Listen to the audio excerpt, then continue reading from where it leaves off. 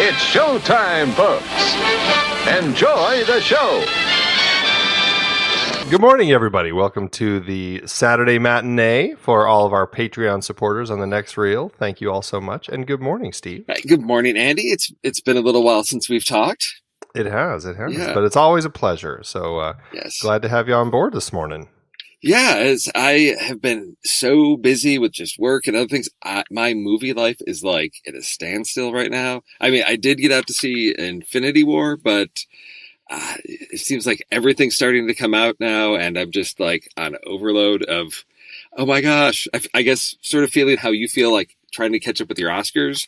I feel like if I don't start getting out to see stuff, I'm going to like be way behind all summer. Yeah, I had a pretty decent week. It wasn't anything too crazy. I saw a few anime films I've been trying to catch up with, and if there's one film that I don't know if it's worth mentioning, but I saw this time loop movie. We were talking about time crimes this week, and as Pete and I were looking for our Amazon reviews, we saw somebody who had referenced this movie called Triangle that came out in 2009. That I don't know, looking at it, they're like, well, they said time crimes is terrible, check out this movie Triangle. I was like, oh, okay, I'll check it out. And Melissa George is in it, Liam Hemsworth is in it. It wasn't bad. It was kind of an entertaining time loop movie that actually did a good job of creating a time loop that felt infinite and felt like you would really never get out of it. And to that end, I kind of enjoyed it. It has its natural problems with it, where it's like, how does she get into this time loop and why? And what are the reasons? Are they in the Bermuda Triangle? I have no idea. It was a little kind of a logic issue with the film, but it's the main conceit of the film. So if you can just jump on board with that, it's actually kind of a fun ride. So that's my little somewhat recommendation for the week. I've heard of that film. I think it's come up on lists when I've been looking for sort of a time travel sci-fi, something like that, because I do enjoy a really well structured time travel movie, and there is always going to be some part of that that's going to break down at some level, because you're dealing with time travel, and that's one that I've seen come up several times. So I am interested in seeing it. So hearing that you enjoyed it, I thought, well, okay, because you never know, because there's some people that for a specific genre, they will just love everything despite its flaws. Yeah. So I never know with time travel or sci-fi if they're just, they just love everything because it's that genre and they are so immersed in that world. So it's rewarding to hear that it's something that, is worth seeing, because I've always struggled with time travel movies and finding ones that I'm going to really enjoy it. And especially with something like Time Crimes, which I think is just such a solid film that is such a joy and treat to watch. It really is. And just to be clear, Triangle is definitely not like time travel, like you're not going through time travel devices. Okay. But it is a time loop. And Okay. that's something that I did find quite interesting with it is just the nature of the loop and how it happens where you don't even realize it's happening. So Okay. it's kind of a fun one. Okay. So if you watch it, let me know what you think. I will. All right, well, let's talk trailers, man. I think you get to take it this week, huh? I do. I get the red band rule this week. So I'm going the exact opposite of my last half dozen trailers. So I'm going full on action, ultra violent, with the story of a man who is implanted with some type of device that is going to help him take revenge on some people that did stuff to him. That's all I need in a movie like this. I just need just give me one little thing to go with and then deliver all the action and ultra violence that you can. I'm talking about Upgrade, that's coming out on June 1st.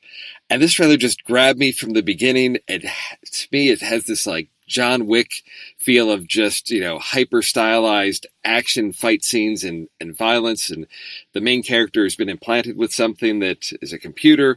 And at one point, the computer says, well, if you just, let me take control, I can get you out of this situation. And then basically his body is, powered completely by this computer, fights the thing, and then the computer lets him gain control back. And I thought that's a really interesting idea.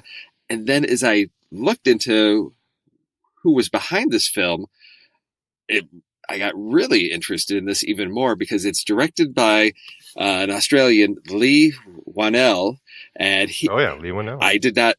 This is not a genre that I'm really familiar with. He wrote the first 3 Saw films. He wrote the Insidious franchise. He directed Insidious 3. And then I learned about the Splat Pack, that he is part of the Splat Pack, which is, they make these ultra-violent, low-budget films, and part of that group is like Neil Marshall and Eli Roth and Robert Rodriguez. And so I thought, okay, looking at his writing credits, I thought this is going to be maybe even better than I was anticipating, because I was just looking forward to sort of your sort of good old, 80s, 90s direct-to-video, low-budget horror action film. But looking at his writing credits, I thought, this is someone that knows how to put together a compelling story. So I'm looking forward to a compelling story as well as the great action and violence in this. And it has kind of that future sci-fi, but it's not too far in the future sort of vibe, Yeah.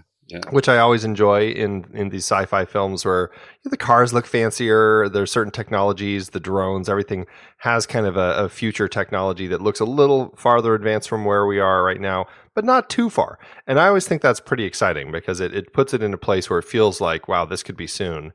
I think it looks like a really cool movie. I love the whole vibe of it. Lee Wanell is a writer-director, actor, really, who I've always enjoyed ever since the original Saw. I actually had a chance to do an interview with him when Saw came out, back when he was just a fresh young filmmaker, and it was kind of exciting to talk to him because it was he and James Wan were both still kind of just starry-eyed. Here they are with their first indie film that's making it big. And just watching as the success has grown, it certainly spiked more for James right away, but I think Lee has kind of found a track to kind of continue in.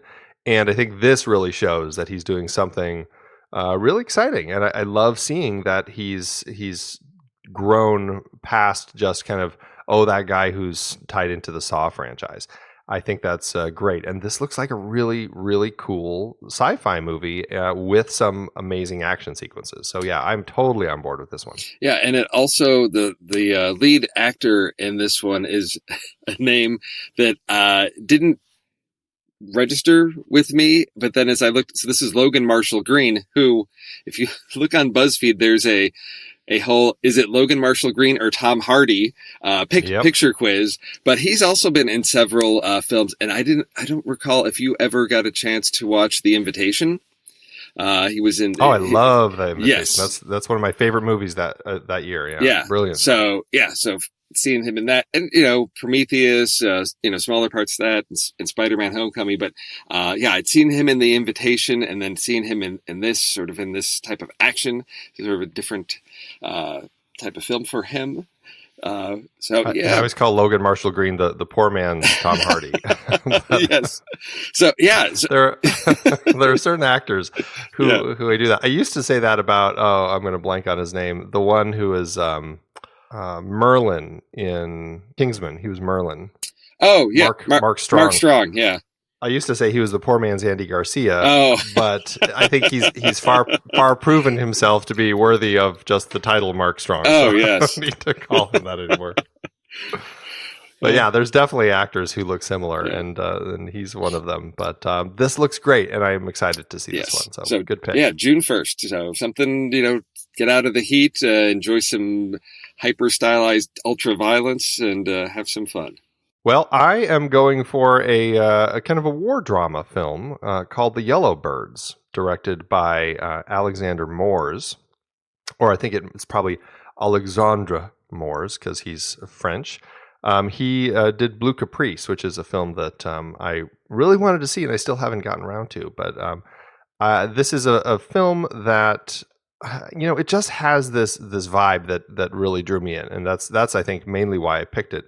Although the fact that Alden Ehrenreich is in it also I found pretty interesting, since Solo is coming up soon, and I've heard mixed things about him as a performer and his what he's doing in Solo, but I think this is an opportunity to show that I think that there is hopefully more to Alden than kind of goofiness.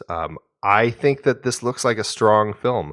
Alden Ehrenreich is in it opposite Ty Sheridan as two soldiers, and Ty Sheridan I think is just brilliant. And then you have Jennifer Aniston in it, and Toni Collette and Jason Patric. A great cast of people. And it's a story about these two soldiers who go off to the Iraq War. And it's a little hard telling what's happening in the story, but my sense of it is that Alden comes home and Ty doesn't. And then they're kind of dealing with the aftermath with the mothers and stuff. And it looks like Jennifer Aniston is playing Ty Sheridan's mother, and she's trying to figure out what happened to her son over there. The trailer alludes to maybe Alden's character might have accidentally had something to do with it, with his death.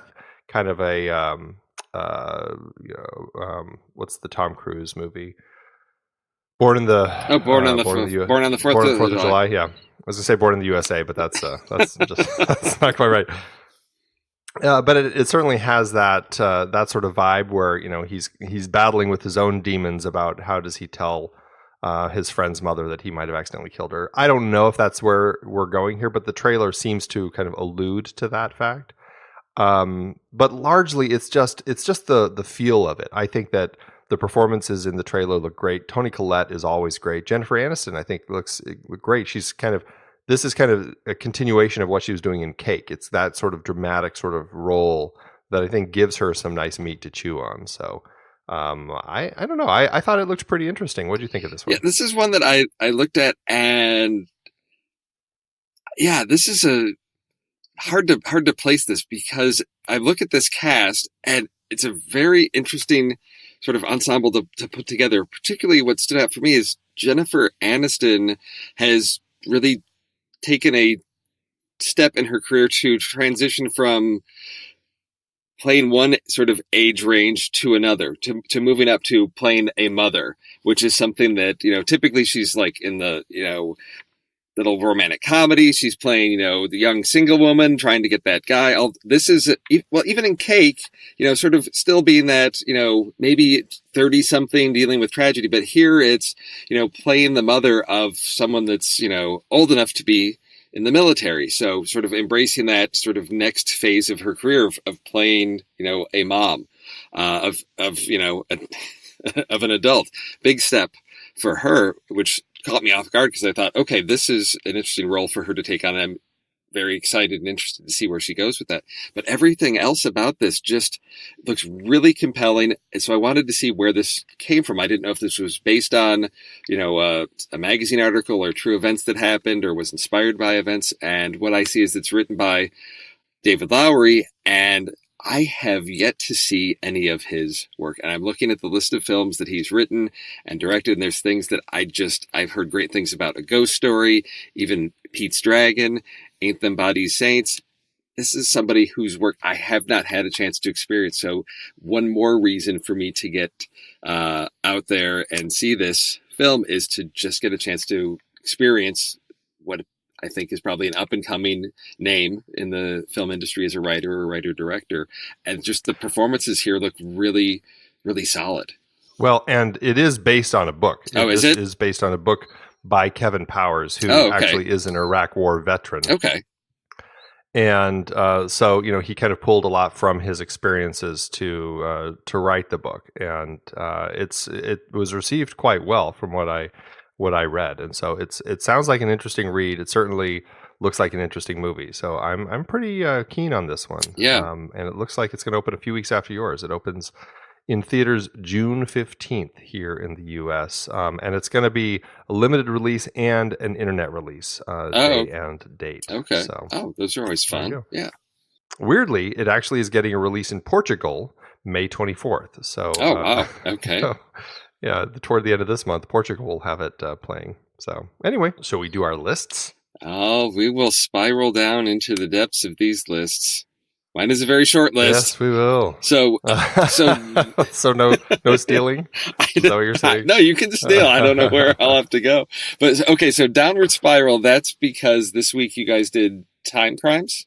This is, Time Crimes. Okay. And the idea was a protagonist who makes a decision at the beginning of the film, and because of that decision ends up having, going on this downward spiral, and they keep trying to make decisions to get back out of it, but it keeps just driving them farther and farther down. Okay. Which made for a really challenging list to put together. Yes. Yes, it did. And I went for a wide variety of genres, trying to find stuff that kind of fit. And I'm not completely happy with how well the films fit on that particular list, but I am happy with the films themselves. So I guess that's a good thing, right? Yeah, we're bending the rules on this one a bit. This is one where I thought, this was an option I voted for. I thought, oh yeah, this will be a really great list. And then as I tried to pull things together, I thought, I know if I had been watching movies, I could say, oh, well, this, but trying to just go through the back catalog of things that I can think of, remember, and trying to search through. No, it's almost like I feel like as I'm doing my Letterboxd reviews, I'm going to have to start tagging things with categories so that I can know to pull them for a future list of watch something like, oh, this would be great for a downward spiral list. But as it stands right now, I pick movies that I've enjoyed, movies that I haven't discussed before, nothing that's been on the next reel before. They just may not always completely fit in this category as best that I want. Well, why don't you kick it off since your list is likely shorter than mine, and we'll see where we land. Okay. Well, my list is, this may help with the stealing. My list is pretty much rooted in the 80s for all of my films, actually. And I don't know why that is the case, of why all these films are in the 80s. And I don't know if it's that these are films that just made a really strong impression on me when I first saw them, of, sort of being, teenagers, 16, 17, 18 years old, seeing these movies and then just, seeing something that's kind of dark, more tragic, and, not necessarily having a happy ending. So I think maybe that may be why they maybe stuck with me. So as I went to brainstorm this list, these are some of the things that stuck out. So my first one is, yes, there's a downward spiral, but it's really about a story about a series of just bad choices. And of course, drugs are involved, and death and tragedy. But this is a remarkable film because of the cast, in particular, Gary Oldman as Sid Vicious in the movie Sid and Nancy, which is about, sort of the biopic about Sid Vicious and his girlfriend Nancy Spungen and their whole downward spiral into drugs that ultimately leads into Nancy's death in a hotel room in New York. So it starts with, punk rock band and, all this success that goes with that. And then ultimately drugs get involved, and just how that leads to the breakup of the band, Sid's career failing, that's just downward spiral of success leading to poor choices and tragedy. That's a film I haven't seen probably since college. It's been forever. I really remember the visuals that Alex Cox created with that film, just how much it struck me and how beautiful of a film it was, despite being a difficult film to watch. Yes. Oh, yes. Yes. But I do remember really enjoying it. So I should put that back on my list of things to check out and see again. So yeah, that's a good one. Oh yeah, just for Gary Oldman's performance, to see him early in his career, just really, sort of the opposite end of the spectrum from where he is recently as Winston Churchill, but still really fully embodying, embracing the character that he's portraying, from so early on in his career, is worth checking out. All right, for my first one, I'm going a route that I suppose one could call obvious. It's a horror film, and so often prone in horror films, the protagonists make a decision and it leads them on a downward spiral, and they have to try to get out of it. And there's a wide variety of these films that are out there, and I was really, really tempted to go with something classic and something that's probably considered much better than this, like Texas Chainsaw Massacre or something.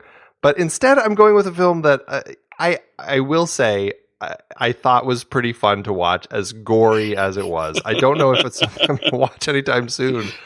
But Eli Roth has a way with gore sometimes that can be it can be compelling and fun to watch, as gross as it is. I'm talking about 2005's Hostel, which is a film that I don't know.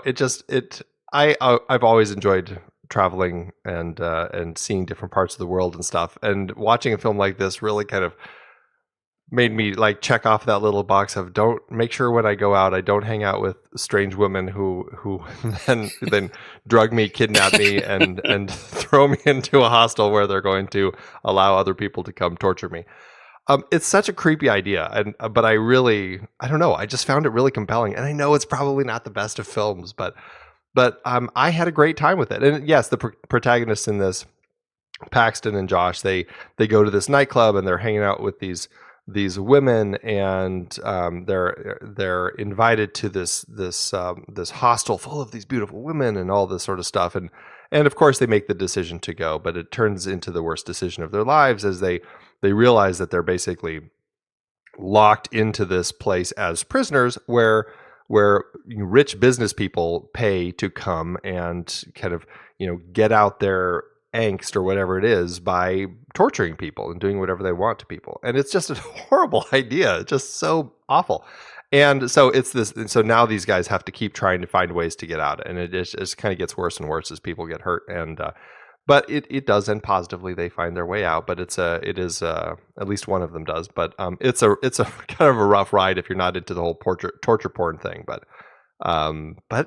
I think it is kind of a downward spiral. Yeah, yeah, that is. It's sort of your cautionary tale about traveling in Eastern Europe. Yeah, this is Right. this is not my type of film, but it was one I kept hearing so much about. And I thought this is one of those sort of like landmark films that is part of a genre or a shift in a genre to focus on a specific type of thing. And I thought, okay, this is, for lack of a better phrase, an important film because of the influence that it's had. So I did watch it a few years ago, just sort of, okay, let me see if I can make it through this. And yeah, it does what it does very well. And I think it is, an important film to be familiar with because of sort of leading that wave of these just brutal films. Yeah, it's not an enjoyable watch, but yeah, definitely a tale about making one bad choice. And horror films, really good horror films will have this where it's there's consequences for specific actions, and there's sort of perhaps a moral stance of, going back, to the 80s. So if you're a teenager and you have sex before you're married, Jason's going to kill you. The type of thing of traveling in Europe and making bad choices. Yeah, cautionary tales. Yes, don't do it. Yeah, exactly. Yes. Yeah. So anyway, that's my first one. Okay. I figured it wouldn't be a steal. No. So there you go. Okay. So my second pick from the 80s here is actually a film that's set in the 70s. This one, again, stood out for me because of the style of this film. This is from a young filmmaker at the time, a little young gentleman named Gus Van Sant. This was his second film, Drugstore Cowboy, with Matt Dillon leading a crew of drug addicts robbing pharmacies in the Pacific Northwest in the 70s. And after a bad turn of luck, and there's a lot of superstitions in here, and somebody, breaks one of the rules. We get one of the gang members, Heather Graham, ends up dead, and just leads to some, things getting worse from there. So we've got the downward spiral there, but then we have, okay, let's turn things around. Let's get off drugs. Let's turn our life around. But things still continue to spiral downward because you can't escape the bad luck. And so those consequences continue to make his life miserable all the way through to the end. This was just, I think, a important place for Matt Dillon, coming out of the 80s as sort of that teen, role. Here he's playing more of an adult role. And again, one that just, with Gus Van Sant early on doing some really, interesting visual things in this film, is my second pick here. That's a movie I also should revisit. I haven't seen that in ages. I remember enjoying it quite a bit, though, and it was nice seeing Matt Dillon kind of making a little bit of a transition from kind of the the typical 80s films that we saw him in into something that felt a little meatier. Yeah. All right, my next choice, it's a complete 180 from Hostel. Okay. And I think it's fair to say it's a downward spiral. It certainly is a film that deals with complications. I think it's unfair to say that in this film that the protagonist is going on a downward spiral, but I do think it's fair to say that it's a story of some criminals who are trying to steal a jewel, and it keeps getting more and more complicated and difficult for them as their heist continues. It is the brilliant film by Peter Yates from 1972 called The Hot Rock, starring Robert Redford, George Segal, Zero Mostel. It is one of my favorite heist movies. Just a brilliant film. These guys, these thieves, have to steal this jewel, but in the process of stealing it, which is kind of the decision they make, one of them gets arrested. But in order to get out, he has to figure out what to do. So he swallows the jewel, and then they break him out of jail. But he's he's passed the jewel and he's hidden it in the prisons, and now they have to break into the prison, and it just kind of keeps snowballing, this crazy snowball effect of heist after heist as it gets more and more complicated to actually get a hold of this jewel. It just is a fantastically fun movie, definitely worth checking out. And again, it's a little bit of a stretch for the downward spiral, but it is a brilliant film, so I wanted it on the list. There you go. Wow, that's not one that I've ever even heard of, and I'm astounded because I'm looking at all the names associated with this. So, directed by Peter Yates, know him, enjoyed many of his films. Yep. Screenplay by William Goldman. What? Yeah. Okay. Didn't you mention that? Yeah, right. I was like, what? Then Robert Redford. How has this never popped up on my radar? I don't know. And just from your brief description, this sounds like, yes, a film that I would love. So, yes. Okay. Definitely check it out. Okay. And it gets better on each viewing, okay. too. It's a film that I endlessly love to watch. So, all right. Check it out. All right. That's going on the top of my Andy recommends list, so it is going to set Name of the Father to the side because I'm always up for a good, fun heist movie. So... Well, I guess I'll forgive it. Okay. All right. So for my last pick here, it's still in the 80s, but it is very different from the other two. And this is from 1985. Poor Paul Hackett. He has the worst night of his life. He meets this girl at a coffee shop, and then everything in his night falls apart. Poor Paul Hackett. This is a very unconventional film for Martin Scorsese to direct. This is After Hours with Griffin Dunne, Rosanna Arquette, Terry Garr, John Hurd, Cheech and Chong, Catherine O'Hara. And this one just stands out for me because this is one of those almost like a screwball comedy. Things go downward spiral, but in the most ridiculous and tragic and darkly comic ways ever. And the way the movie ends, where it leads him on this chaotic night, is just the perfect ending to this film.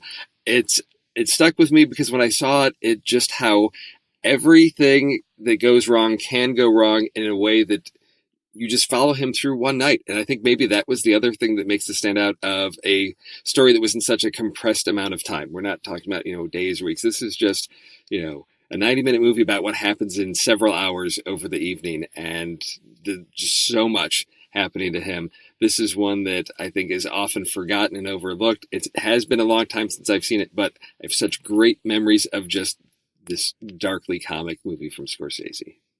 That's one that I did have a fun time with, too. I don't think I loved it quite as much as a lot of people. It's one of those that seems to have its definite contingency of mega fans who really claim it as like one of Scorsese's best films.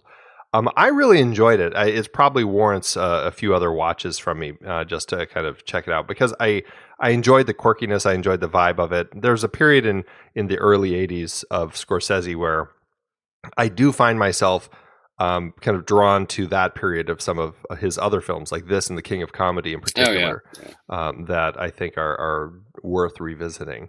And it's funny that this film is one that set me off on this this huge Peggy Lee journey. I loved that song so much that plays in the I can't remember where they are, in some club toward the end of the film. And I was just so mesmerized by that piece that I got the album, and consequently, like almost every Peggy Lee album. So put me on quite the journey. Okay. Yes, I know. I've become quite a fan. So all from that song. Wow. It's funny how things go that route. All right. Well, for my final choice, I think it's fair to say this definitely is a film about a protagonist going on a downward spiral. By choice, largely. It is 1995's Mike Figgis film, Leaving Las Vegas. That is a really difficult film to watch because you're watching Nicolas Cage play this guy, and it's semi-autobiographical, which is the other interesting thing. John O'Brien wrote the book, and it's kind of based on him, and it's really dark. He's a suicidal alcoholic. He's kind of pretty much cuts everything off from his life as far as friends, as far as work. And he's decided, I'm going to go to Las Vegas. I'm going to drink myself to death. And that's it. And he hooks up with this prostitute, Elizabeth Shue, in a wonderful performance. And and it just kind of goes on this downward spiral as he goes down this dark, dark road. And as she kind of goes with him, he only kind of lets her into his life because she kind of agrees, I won't stop you. You just do what you need to do. And that's what happens. And he goes on his downward spiral, and spoiler alert, he does die at the end. It's really dark. And what's sad is the author of the book, John O'Brien, he did commit suicide. He signed the rights away to make a movie of his book, and then he killed himself. So really dark story. But really compelling, and it's really, really amazing performances by both of the leads. That I think this is that period of Nicolas Cage that really showed people that he could do a lot of great performances. And unfortunately, he's gone off on so many strange tangents with the rest of his career. But he certainly had a period here where he was doing some really amazing stuff. Oh yeah, no, this is sort of the epitome of the downward spiral, and I think I may misquote it, but I remember when seeing this, I think the line that he has is he can't remember if he started drinking because his wife left him or if his wife left him because he's drinking. And just, this was not a pleasure to watch, but it was probably a movie that just anyone that's seen it is going to remember this as just this really powerful film of a man's life just spiraling down the drain. Yeah. Well, that's the most depressing list ever. And we did open it up to it is. It really is. We did open it up. Well, the Hot Rock's not depressing. Okay, there we go. That's there's a positive one in there. We did open it up to our Patreon supporters over on the community feed if they had any films for the list of their own. And good old Nick Langdon threw out a few. He said every Werner Herzog movie, which I think certainly could be true. And he also says see also every Darren Aronofsky film. Oh yeah. And there are some good downward spirals there. So excellent. Well, I think that does it for today, huh? Yeah. And next week, we'll have to wait to see what the list is. We see how the vote plays out, right? Yeah, we got to get the poll going here sometime soon for people for About Time, which is what we're talking about next week. I think you threw a few good choices at Pete and I, so I think we're gonna go with those, and we got to come up with a third option, but we should have those up on the feed some point today for people to start voting on. Okay, great. Well, thank you, all of you Patreon supporters. We really appreciate you helping us out, and that's it. I guess have a great rest of your day, buddy. All right, Hondo.